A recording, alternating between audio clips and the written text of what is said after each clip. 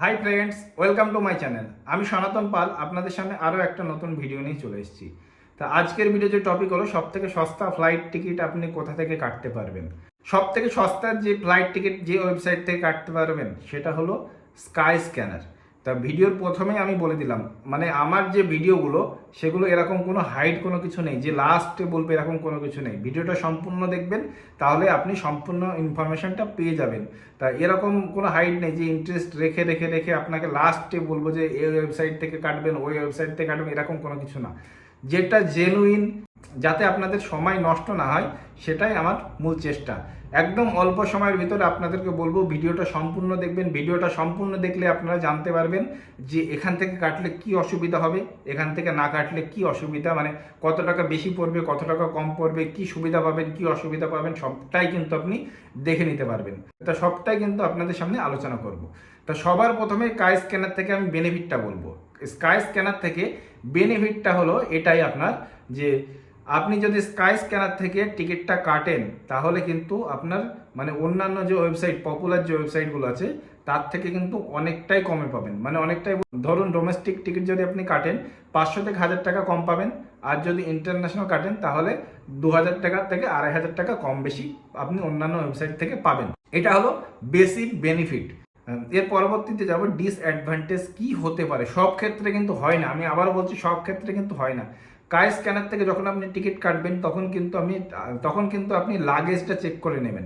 অনেক সময় কি হয় যে স্কাই স্ক্যানার থেকে টিকিট কাটার সময় লাগেজ কিন্তু 0 থাকে, তা সেটা কিন্তু আপনি একবার চেক করে নেবেন। তাহলে আপনি যখন স্কাই স্ক্যানার থেকে টিকিট কাটবেন লাগেজটা কিন্তু অবশ্যই চেক করে নেবেন। যদি আপনার লাগেজের প্রয়োজন হয় সেক্ষেত্রে আপনি দেখবেন একটু নিচে যাবেন, মানে এমন নয় যে আপনার অনেকটা বেশি, একটু নিচে যাবেন, অন্য সেম ফ্লাইট আর একটা অ্যামাউন্ট দিয়ে করা আছে, তা সেটা আপনি কেটে নেবেন, সেখানে দেখবেন লাগেজ পাবেন।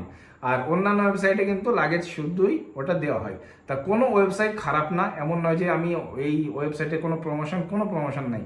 আপনি যখন ফ্লাইট টিকিট কাটবেন অ্যাটলিস্ট আপনি একবার চেক করুন, আপনাকে কাটতে হবে না। স্কাই স্ক্যানার থেকে আপনি একবার চেক করে নিন অন্যান্য ওয়েবসাইট থেকে বেশি কি কম।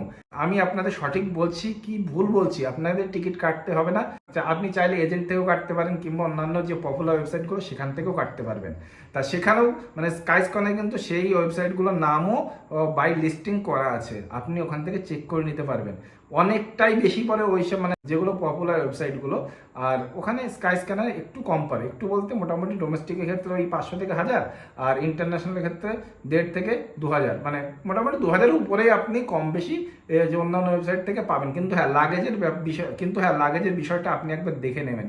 যদি লাগেজ কম বেশি হয় সেক্ষেত্রে কিন্তু আপনার সমস্যা হতে পারে। তা সেই জন্য বলছি, যখনই স্কাই স্ক্যানার থেকে আপনি টিকিটটা কাটবেন সঠিকভাবে দেখবেন সমস্ত বেনিফিট যেটা যেটা আপনার চাই সেটা আছে কি না। যদি না থাকে আপনি কাটবেন না, যদি থাকে তাহলে আপনি ওটা দেখে তার পরবর্তীতে আপনি কেটে নেবেন টিকিটটা।